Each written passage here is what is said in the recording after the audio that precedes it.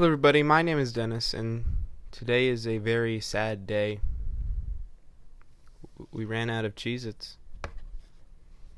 It's all empty. It's all empty. But maybe this day isn't so bad, because we're reviewing the fourth studio album from American boy band and rap group Brockhampton, entitled Iridescence. This was a project that I was really looking forward to. Their Saturation trilogy from last year were among the best albums of the year, and Saturation 1 was an absolutely phenomenal album on its own. But past this, they showed a lot of strong ability in, despite having a good amount of members in their group, still having everyone play their key roles, and no one really outshined another person. They all did amazingly. So this made Iridescence something I was really hoping would be amazing. Now, how much did it live up to that expectation? Well, to begin with, just as all three of their past albums have been, this had amazing production that showed a lot of different diverse styles. We have some really grimy, really gross, really heavy-handed beats, such as that on the song District, and which I think is a phenomenal song. I love the way the beat is so dark, it's so moving, it's so bombastic, that it's something that you just can't help but move to, even if it may be an initial turnoff. But this kind of sound also carries over to songs such as New Orleans or Berlin, where the really dark, heavy beats support the song in such an incredible way. But it's also very balanced. The whole album is not like this. We also have some really beautiful, more melodic tracks, like that of Honey or San Marcos or Tonya. And these are all really great tracks, all in all. But, okay, unpopular opinion alert. Unpopular opinion alert. The song, Juve, doesn't really do anything for me. I mean, it's got a decent beat, but the vocal performances I find to just be lacking on this song. Even though it's not bad by any means, relative to how amazing this band has been in the past, it was a bit disappointing. Could it grow on me in the future? Sure, but even after multiple listens now, it doesn't do anything all that impressive in my opinion. But this wasn't the only weak track on the album. I also felt the song, Something About Him, despite having a sweet message, I found the vocal performance very lackluster. It used a lot of the really high-pitched, chipmunk-esque vocals. And even though these have been used in the past, they've actually been used really well. They're even used really well by the member Bareface a lot through this album. This song just overuses it so poorly, and it detracts from a lot of the sweet, endearing lyrics behind it. But probably my least favorite song on the album would have to go to Where the Cash At. And this song, even though it does have that kind of dark beat I was talking about before, it doesn't do anything interesting. Sure, it has that dark beat that can be easy to move along with, but once you start really breaking it down, it doesn't do anything that keeps my attention. And I found the vocals from Merlin Wood on this song near appalling. He's done so much better work in the past, and I was really disappointed with him on this song. And honestly, Merlin was a general weak point in the album overall, in my opinion. And that's another thing that isn't as good as they were in the past. They're not as, I don't want to say cohesive, because the album is quite cohesive. It has a nice flow to it.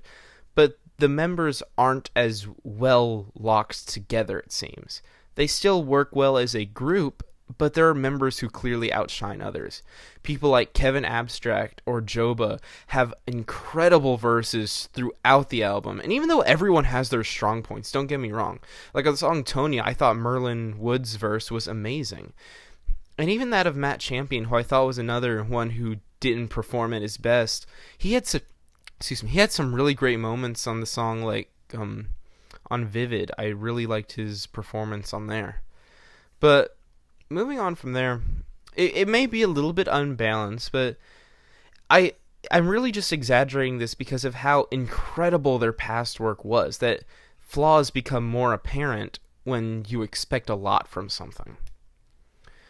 But one thing that I do think they improved on is they had a lot more emotional maturity going through this album.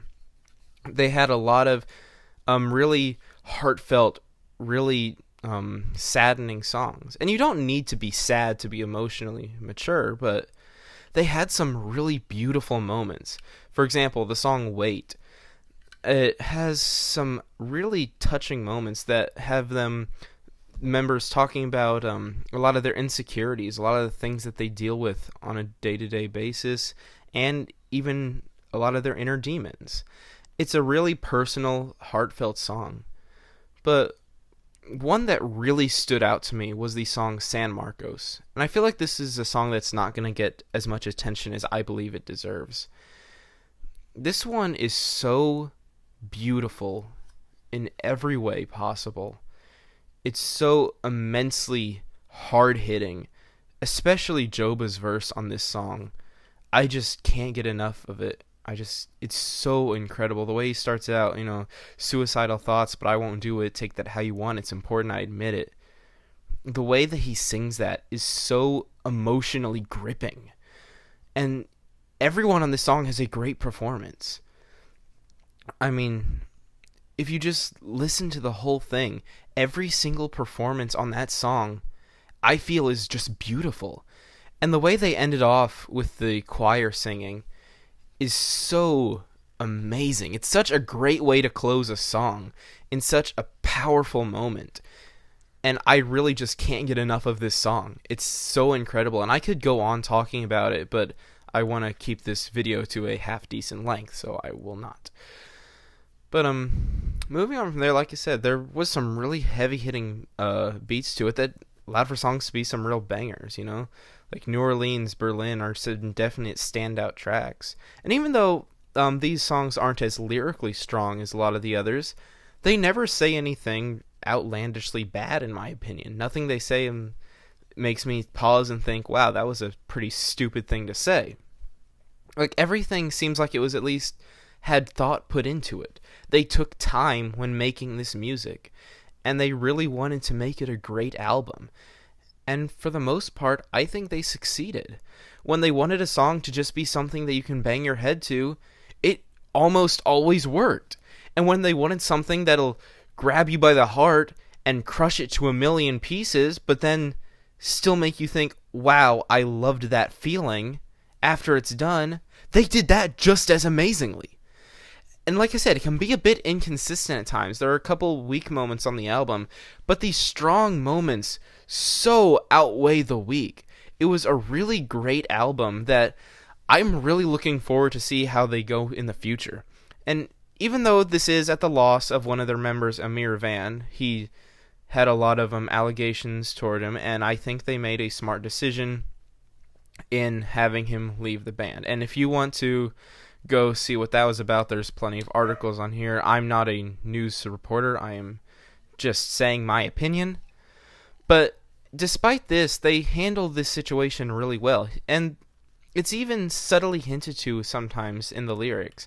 But I like how they didn't mention the situation bluntly, because I think that would have almost been a bit disrespectful to Amir, because Amir Van had some really great moments on their previous works. And even though it's completely reasonable why they chose to take him out of the band, he's still missed. Like, I'll admit that, he's still missed. But they showed a lot of strength in making an incredible project without one of their key members. And that really shows how strong every single member of this band is. And even those who had their weak moments had a lot of strong moments too. So I really enjoyed this album a lot. I'm feeling an 8 out of 10. Make sure you definitely listen to this album. It's one of the better albums I've heard this year. And tell me what you thought about it. And tell me my opinion is wrong as always, and tell me why it's so wrong. And I'll see you in the next review.